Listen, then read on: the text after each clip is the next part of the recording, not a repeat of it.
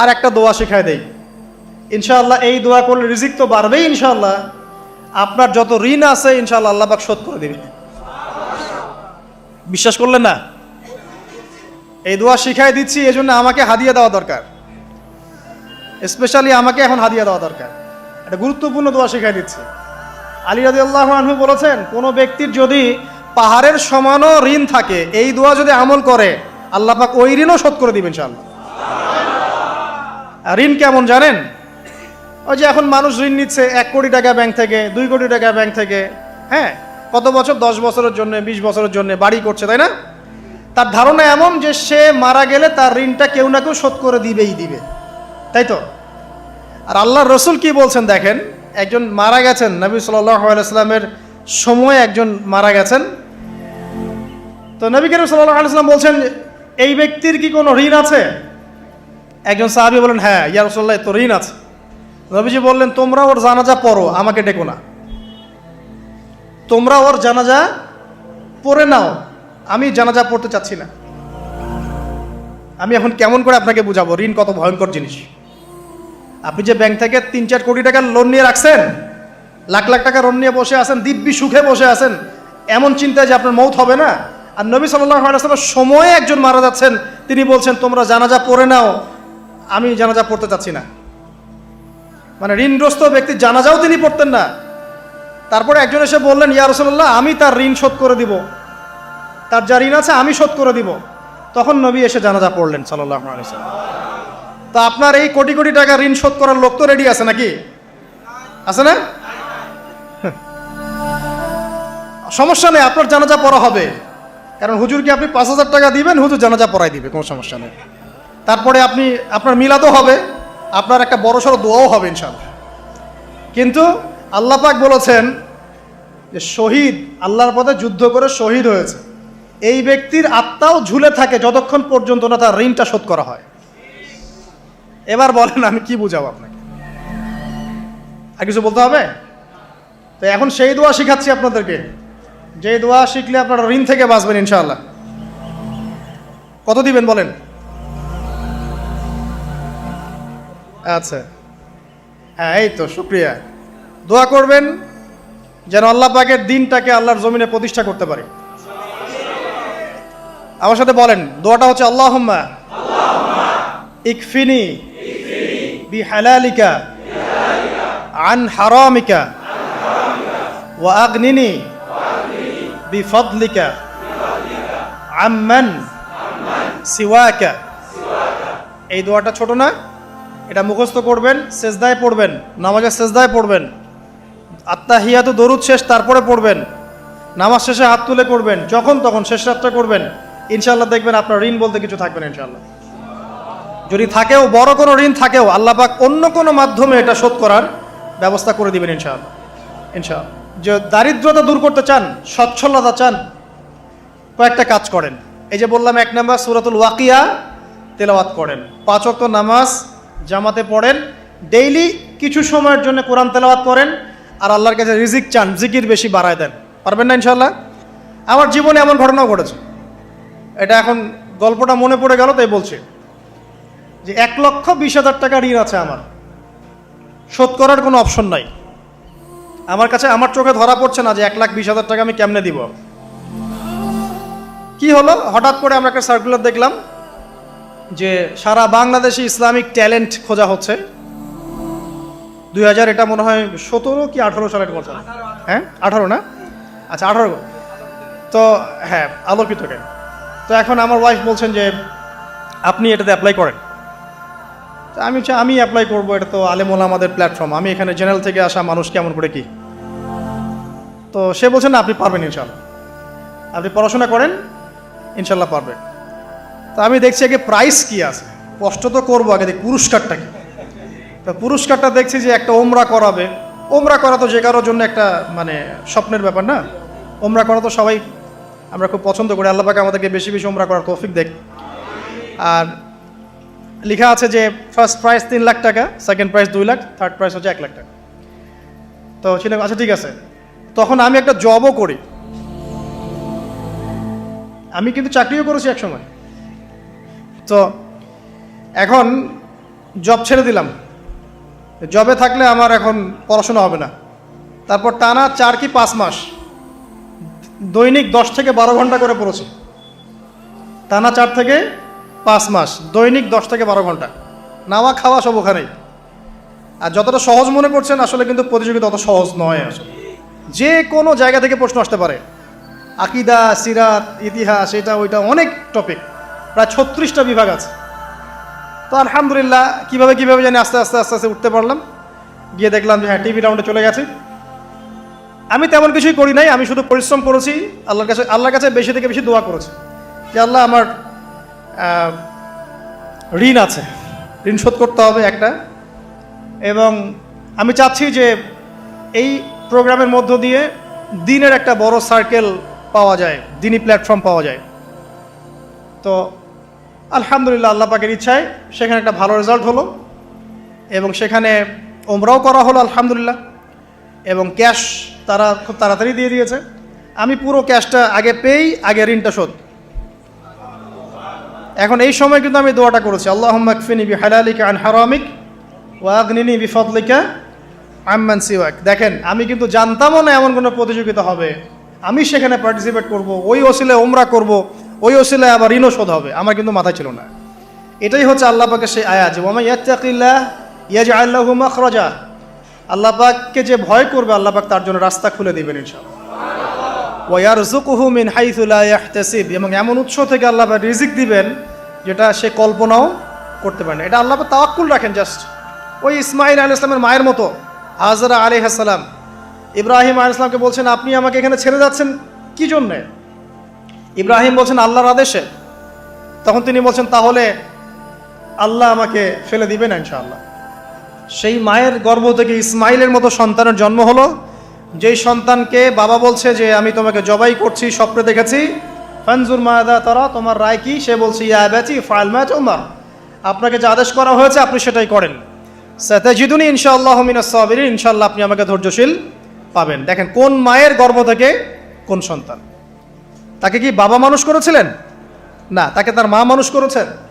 তো ওই রকম তাওয়াক্কুলকারিনী হাজরা আলাইহিস সালামের মতো মা যদি ঘরে ঘরে থাকে, বোন আর স্ত্রী ঘরে ঘরে থাকে, তখন ইসমাইলি প্রজন্ম আসবে ইনশাআল্লাহ।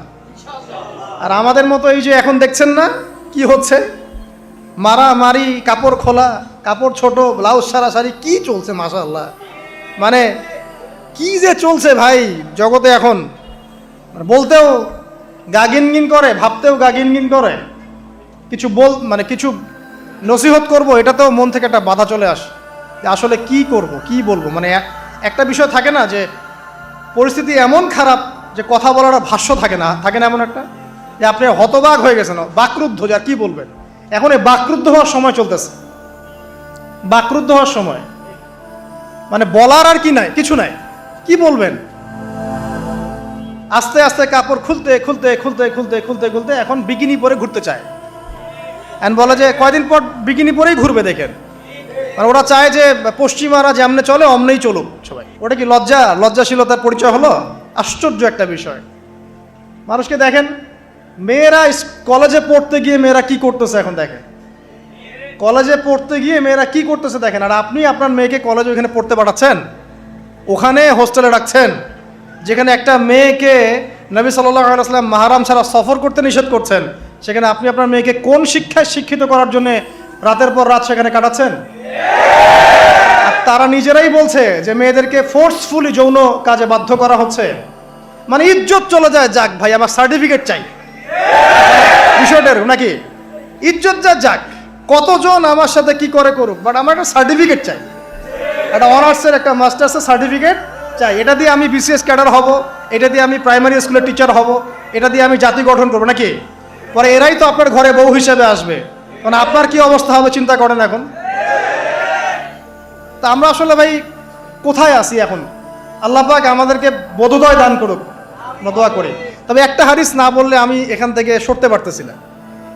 এই কথাই নবী সাল্লাল্লাহু আলাইহি ওয়াসাল্লাম বলেছেন, হুবাহু এই কথাই, একদম এটাই, যে ফিতনা ধেয়ে আসছে, লা ইলাহা ইল্লাল্লাহ ফিতনা ধেয়ে আসছে। তার স্ত্রী জাইনাব বিনতে জাহাশ তিনি বলছেন, ইয়া রাসূলুল্লাহ সাল্লাল্লাহু আলাইহি ওয়াসাল্লাম, আনুহলিকু ওয়া ফিনা সালিহুন, আমাদের মধ্যে সৎ মানুষগুলো থাকা সত্ত্বেও কি আমরা ধ্বংস হয়ে যাব? সুন্দর প্রশ্ন না? নবীজি বলছেন, নাম, তোমরা ধ্বংস হয়ে যাবে। ইদা কাসুরাতিল খাবাস, যখন এরকম নগ্নতা, বেহায়াপনা, অশ্লীলতা ছড়িয়ে পড়বে, তখন সৎ অসৎ, আলেম জালেম সব ধ্বংস হয়ে যাবে। জাতি গঠন করবেন, সব ধ্বংস। আল্লাহ পাকের গজব সময়ের ব্যাপার মাত্র। আল্লাহ পাক শুধু আসমানি বালাই দেন না, জমিনি বালাও দিতে পারেন। আল্লাহ পাক মুসলিমে ফাসাদ লাগিয়ে দিতে পারেন। আল্লাহ পাক বহিঃশত্রুকে আপনার উপর চাপিয়ে দিতে পারেন। আল্লাহ পাক দুর্ভিক্ষ দিতে পারেন। আল্লাহ পাক মহামারী দিতে পারেন। আল্লাহ পাক কুন বললে ফায়াকুন হতে পারে। সে আল্লাহকে ভুলে গিয়ে এইসব প্রগতিশীলতার নামে যখন নগ্নতার চর্চা হচ্ছে, অশ্লীলতার চর্চা হচ্ছে, আর আমরা এগুলো সব মুখ বুঝে সহ্য করছি, মাদক, পর্ন, জেনা, ব্যভিচার সব চলছে চোখের সামনে, আমরা কিচ্ছু বলার নাই, সুদ ঘুষ সব চলছে। এটা সময়ের ব্যাপার যে আল্লাহ পাকের গজব কখন আসবে। আর যখন আসবে, আলেম জালেম কাউরে ছাড়বে না ইনশাআল্লাহ। আমারে আপনারে কাউরে ছাড়বে না ইনশাআল্লাহ, দেখে নিয়ে। আরেকটা কথা নবীজি বলছেন, দুই শ্রেণীর মানুষ আসবে কিয়ামতের আগে আগে, আমি দেখি নাই। তখন সাহাবীরা বলছেন, কারা ইয়া রাসূলুল্লাহ? একজন বলছেন, এক শ্রেণী হচ্ছে এমন এক শ্রেণীর পুরুষ। কারা এরা? পুরুষ, যাদের হাতে লম্বা লম্বা লাঠি থাকবে, লাঠি, এই লাঠি দিয়ে তারা মানুষকে পিটাবে। কি আপনারা বুঝতে পারেন না কারা? আপনি নিজেও তার মধ্যে আছেন, আপনার ভাইও তার মধ্যে আছে। আপনি এবং আপনার ভাই দুজনেই এই কাজ করছেন, ভাইয়ে ভাই মারামারি করছেন, সবার হাতেই লাঠি আছে না? আছে। অথচ উভয় মুসলিম। আর একজন মুসলিম যখন আরেকজন মুসলিমের এগেনস্টে যুদ্ধ করতে যায় বা এরকম মারামারি করতে যায় না, যে মরবে আর যে মারবে উভয়ই অপরাধী, উভয় অপরাধী। হাদিস রিয়াদুস সালেহিন বইয়ের মধ্যেও আছে, দেখে নিয়ে। তারপরে দ্বিতীয় শ্রেণী হচ্ছে, নবীজি বলছেন, নিসাউন, এক শ্রেণীর মহিলা আসবে, আমি দেখি নাই। মানে ওই যুগে ছিল না, আইয়ামে জাহেলিয়াতের বর্বর যুগেও এরকম মেয়ে ছিল না। তার মানে বুঝতে পারছেন, আইয়ামে জাহেলিয়াতের যে যুগটাকে এখন বর্বর বলে না, বর্বর, সেকেলে, মধ্যযুগীয় এইসব কথা বলে না, ওই যুগেও এই মানুষগুলো ছিল না। তার মানে নবীজি বলছেন, আমি দেখিনি, লাম আরাহুমা, আমি ওদেরকে দেখি নাই। তারা কারা? নিসাউন, এক শ্রেণীর মহিলা, কাসিয়াতুন আরিয়া, যারা কাপড় পরবে বাট নগ্ন থাকবে, কাপড় পরবে কিন্তু নগ্ন থাকবে। মুমিলাত মাইলাত, নিজেও মানুষকে আকৃষ্ট করবে, আবার নিজে আকৃষ্টও হবে। তারা জান্নাতে যাবেও না, জান্নাতের গন্ধও পাবে না। নেন এবার এখন দেখেন, একটু ভেবে দেখেন যে আমার ঘরে কি সেরকম মেয়ে আছে কি না, আমার ঘরে সেরকম বোন আছে কি না, আমার ঘরে তেমন ওয়াইফ আছে কি না। এখন যদি আপনি আল্লাহ এবং তার রাসূলকে সর্বোচ্চ অগ্রাধিকার দেন, আল্লাহর ওয়াস্তে ওদেরকে ঠান্ডা মাথায় বোঝানোর চেষ্টা করেন, বোঝান যে তাদের ফাংশনটা কি, দুনিয়াতে ওদের ফাংশন কি, দুনিয়াতে মেয়েদের ফাংশনটা কি, একটা পরিবারে একটা মেয়ের ফাংশন কি, স্বামী স্ত্রীর সম্পর্কের মধ্যে মেয়ের ভূমিকা কি, স্ত্রীর ভূমিকা কি, এগুলোকে বুঝান। তবে হ্যাঁ, এক শ্রেণীকে আপনি বুঝিয়ে কুল পাবেন না, পরিস্থিতি বোঝেন। পরিস্থিতি বুঝলে আমাদের করণীয় বের হয়ে আসবে। করণীয় আমি অনেক দিন বলেছি, জ্ঞান অর্জনের কোনো বিকল্প নাই, জ্ঞান অনুযায়ী আমলের কোনো বিকল্প নাই, আদর্শ পরিবার গড়ার কোনো বিকল্প নাই, পরিবারে মেয়েদেরকে পর্দায় রাখার কোনো বিকল্প আছে? নাই। এমনকি আমাদের ছোট ছোট ছেলে মেয়ে যারা এখন জন্ম নিয়েছে, এদেরকেও ছোটবেলা থেকেই ইসলামের অনুশাসন দিতে হবে, না হলে বড় হয়ে বিগড়ে যাবে। এরা বিগড়াবে না? চতুর্দিকে ফিতনা, এরা তো বিগড়ে যাবেই। হালাল রিজিকের কোনো বিকল্প নাই। দ্বীনের জ্ঞান অর্জন করে দ্বীনী মানুষদের সাথে থাকার কোনো বিকল্প নাই।